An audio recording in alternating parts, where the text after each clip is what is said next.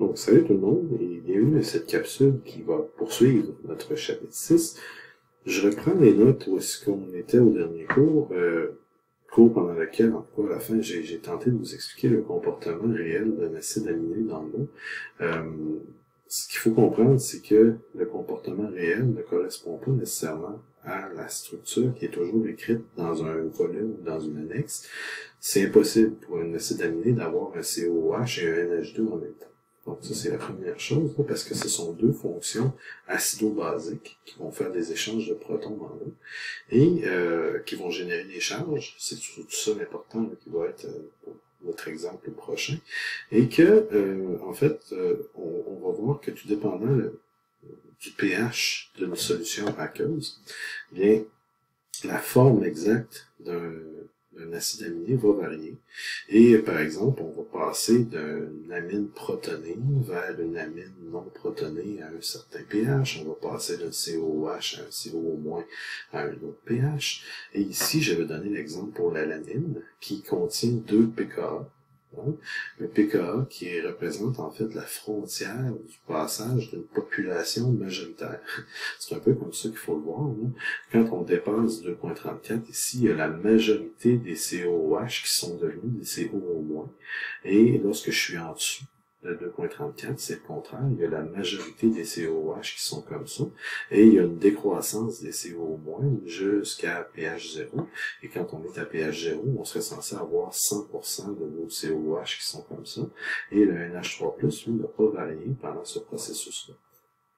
Naturellement, il faut imaginer une population élevée de la même molécule, donc il ne faut pas penser qu'il n'y en a rien qu'une en solution, parce que là, ça perd un peu son sens.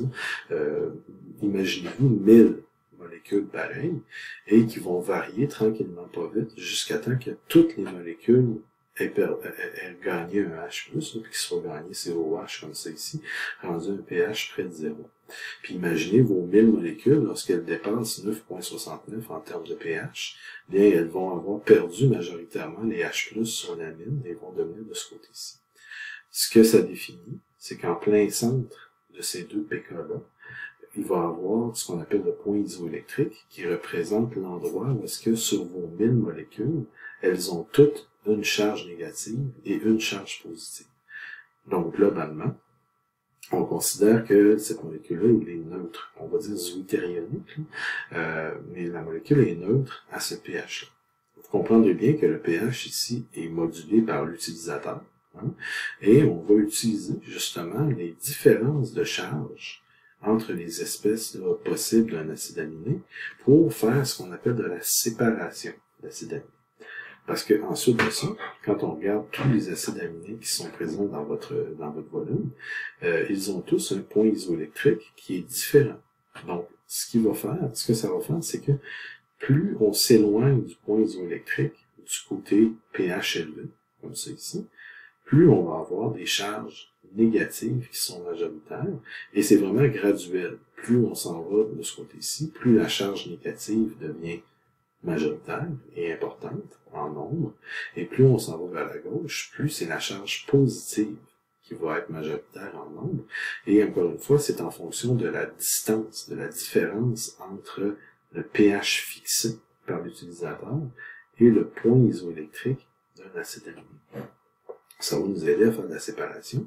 Et ces charges-là, ben, j'ai essayé de les illustrer aussi d'une autre façon, là, sur un graphique comme ça, où est-ce que, comme je vous disais, là, plus on s'en va vers les pH qui sont plus petits, plus la charge positive va être majoritaire, toujours par rapport au point isoélectrique d'un acide aminé. La façon de faire de la séparation d'acide aminé, qui, entre autres, là, va nous aider à faire du séquençage de protéines, c'est par un appareil qui s'appelle l'électrophorèse sur gel. Un électrophorèse sur gel, ça ressemble à ceci. Parce que, en fait, toute une boîte, là, comme vous pouvez voir, hein, une boîte qui est branchée avec une borne positive et une borne négative dessus. Il va y avoir du courant qui va être appliqué dans un gel qu'on s'appelle, souvent c'est un gel d'agarose. C'est des gels qui doivent être tenus entre deux plaques de verre. Mais c'est des gels qui sont en fait hydratés avec une solution aqueuse. Et ce gel-là va être hydraté à un pH précis. Donc c'est là que l'utilisateur arrive en ligne de compte. Il peut soit acheter des plaques qui sont déjà à un pH précis, ou fabriquer ces plaques et fixer son pH. Et vous allez avoir ici ce qui va déposer les échantillons. Vous avez ici une micro-pipette automatique là, qui a plusieurs échantillons à la fois. Ça peut être fait un par un, mais ici c'est fait de façon un peu plus techno, avec plusieurs échantillons. Et on va pouvoir placer des échantillons qui contiennent des acides aminés en solution. Chaque échantillon peut avoir plusieurs acides aminés. C'est pour ça qu'on veut faire une espèce de migration qui va être apparentée à ce que vous avez peut-être vu sur une plaque CCM. Mais la plaque CCM est seulement faite par polarité et élution, alors que ça ici, c'est une migration qui est causée par le courant électrique qui est appliqué sur la plaque. Donc, je vais essayer de vous montrer là, comment ça fonctionne, ce petit truc-là, quand on arrive, peut-être avec un exemple ici. Bien, dessinons-en une. Donc, on va se donner, premièrement, un électrophorèse sur gel, comme ceci. Et on va déposer un échantillon en plein centre. Avant de continuer, c'est toujours important, quand on fait un exemple comme ceci, ou un exercice, de préciser les charges des bornes. On va avoir une borne positive, une borne négative d'un côté. La borne négative attire les cations, c'est donc la cathode. La borne positive attire les anions, c'est l'anode. Et, on dit que c'est branché, naturellement, c'est ce petit truc-là. Et on peut déposer un échantillon ici au centre, puis hypothétiquement, là, cet échantillon-là pourrait contenir l'acide aspartique, pourrait contenir de la glycine et pourrait contenir de la lysine. Si vous allez dans votre volume, vous allez voir que le point isoélectrique de l'acide aspartique est de 2,98. C'est assez bon. Celui de la glycine, point isoélectrique de 5,97, alors que la lysine a un point isoélectrique de 9,74. Donc, naturellement, c'est voulu d'avoir des points isoélectriques qui sont variés comme ça pour vous montrer l'effet du courant électrique sur la migration de ces acides aminés. La plaque, qui serait avec du gel ici, on peut fixer son pH, donc on pourrait s'arranger pour faire un pH qui est égal à 5,97.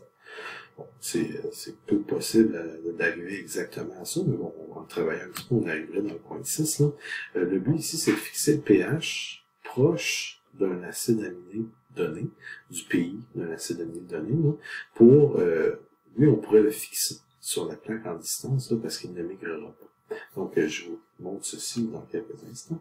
On fait fonctionner l'appareil quelques minutes, et qu'est-ce qui va arriver à ce moment-là? Donc, on a ici, moins, plus ceci, c'est notre anode, c'est notre cathode, comme ceci. Et ce qui va arriver après quelques minutes, c'est que la glycine n'aurait pas bougé, puisque au point isoélectrique, il y a autant de charges positives que de négatives sur la structure de la glycine. Ça, ce que ça veut dire, c'est qu'il n'y a aucune charge nette marquée et il n'y a aucune attirance marquée qui va se faire du côté cathode ou du côté anode. Le résultat serait que la glycine ne change pas de place. Elle va rester là, à la même place parce qu'elle est comme tirée des deux côtés en même temps de la même force, là, et elle va rester sur place en tant que telle. Donc, ça, c'est ce qui arriverait pour ce qui est de la glycine. Si on regarde les autres points isoélectriques, pour ce qui est de l'acide aspartique, son point isoélectrique est plus petit que le pH. En fait, je pense que la meilleure façon de le dire, c'est que le pH fixé est plus grand que le point isoélectrique. Si on revient à un graphique de ce genre-là, ce qu'on voit, c'est que lorsque le point isoélectrique et le pH sont en relation comme ici, je dirais le pH plus grand que le point isoélectrique. Donc, si le pH est plus grand que le point isoélectrique, on est dans le domaine où est-ce que la charge est négative sur l'acide aminé en tant que tel, parce qu'on lui a enlevé les H+. Donc, ici, c'est sûr que le point isoélectrique n'est pas le même, là, mais oubliez la valeur, puis dites-vous, là, la frontière ici, c'est le point isoélectrique. Si le pH est plus élevé que le point isoélectrique, c'est que l'acide aminé est en charge négative. Comme ceci.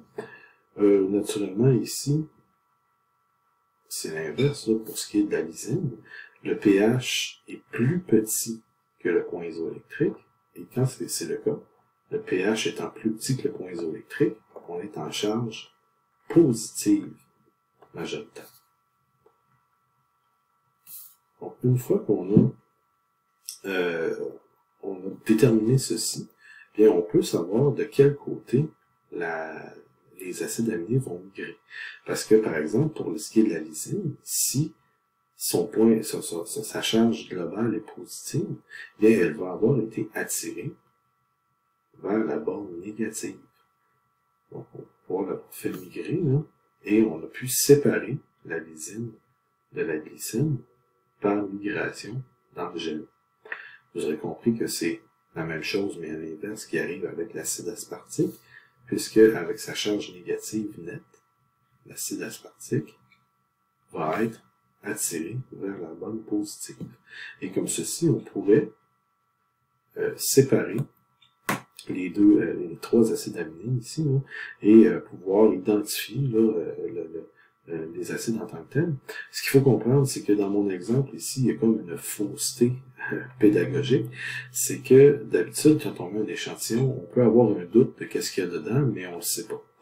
Et la manière dont ça fonctionne, c'est que selon le temps de fonctionnement, le temps de migration, bien, on peut savoir que si dans tel milieu, ça s'en va à telle distance, ça va être de la lysine. Donc, c'est plus comme ça là, que ça va être analysé. C'est rare qu'on va partir avec un échantillon dans lequel on sait exactement ce qu'il y a. C'est le contraire, quand on veut analyser un échantillon puis découvrir les acides aminés qui sont dedans, puis on va les faire partir à un point fixe, puis selon le temps de migration, on va savoir à quel endroit chacun des acides aminés se retrouve vers le plus ou vers le moins. Et c'est comme ça qu'on va pouvoir faire de l'identification d'acides aminés. D'ailleurs, à cet effet-là, c'est que si je vous mets une situation plus réelle, donc réellement, qu'est-ce qui se passe avec ceci? Là? Donc, c'est rare qu'on va avoir une plaque qui est fixée à 5,97. C'est pas tout à fait comme ça. Là. Ce qu'on peut acheter beaucoup plus facilement, c'est des plaques avec un pH qui est très élevé, qui est à 12. Donc, qu'est-ce qu'on fait? C'est que on va prendre un pH très, très élevé dans ce coin-ci, et on va se ramasser avec des charges qui sont négatives pour tous les acides aminés qui sont dans le mélange. Donc là, vous allez me dire comment on fait pour faire la séparation s'ils sont tous négatifs.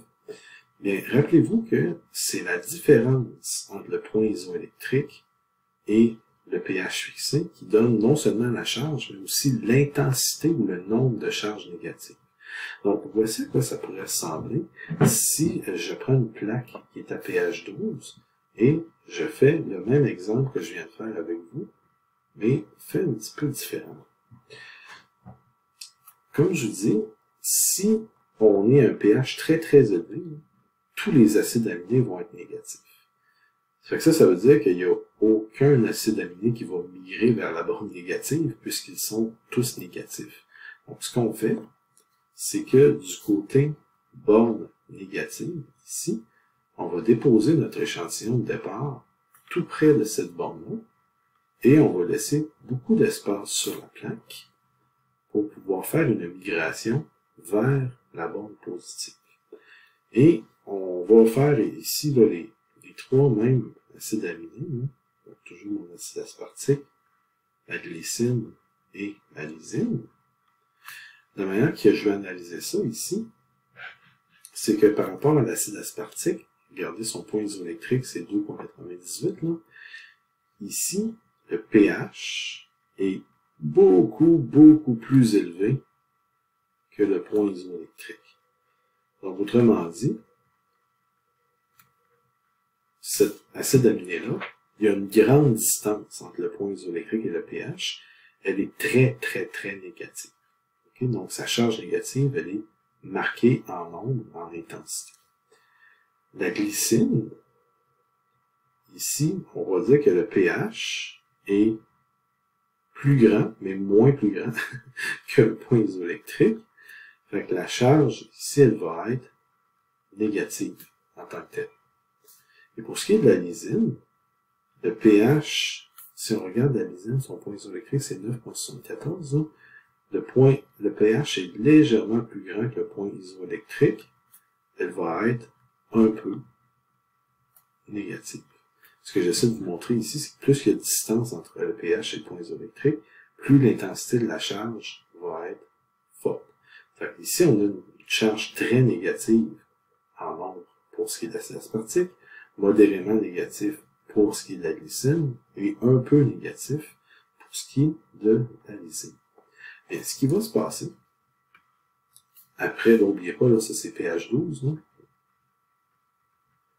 Et ce qui va se passer après un temps de migration X, c'est que on va avoir créé, en quelque sorte, une espèce de course vers la borne positive, mais chacun ici va courir à différentes vitesses.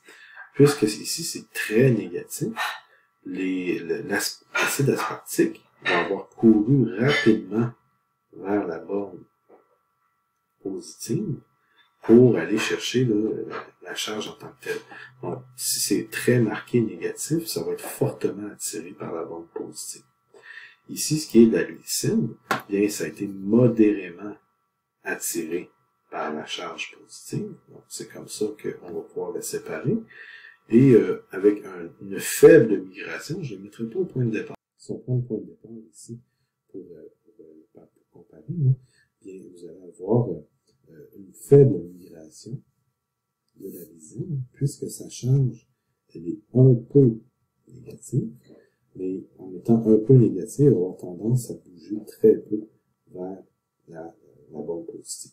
Donc ici, je crois que la notion de distance là, se visualise mieux. Puis comme je vous dis, pour un temps fixe donné, la distance parcourue à pH 12, elle est fixe aussi pour chacun des acides aminés qui existent dans votre tableau de référence. Ce qui fait que c'est comme ça qu'on va pouvoir les identifier. On va pouvoir savoir qu'après 10 minutes, bien, la lysine va avoir migré de 8 mm, par exemple, là, ou de 3 cm, ça dépend de la grosseur de votre plaque, là, et on va pouvoir toujours l'identifier. Naturellement, on peut se faire aussi des étalons. Hein, on peut faire de la lysine pure, puis on va pouvoir savoir à quel endroit elle va se retrouver, là, comme on ferait sur une plaque chromatographique, parce qu'on va mettre des points qui sont les composés purs qu'on veut comparer pour savoir est-ce qu'ils ont migré à la bonne place et est-ce qu'ils contiennent de bons produits. Mais ça, c'est le même principe de migration, sauf que ici, ça se fait par force électromotrice d'un courant électrique, alors que dans une plaque chromatographique, c'est simplement de la capillarité et de la polarité moléculaire qui est mise en cause. Donc, voici l'exemple de séparation d'acides aminés, et on va continuer dans cette veine-là vers la fin du chapitre, parce qu'on va reconstruire des séquences de protéines en sachant quels acides aminés sont branchés sur lesquels. Pour l'instant, c'est suffisant pour cette épisode.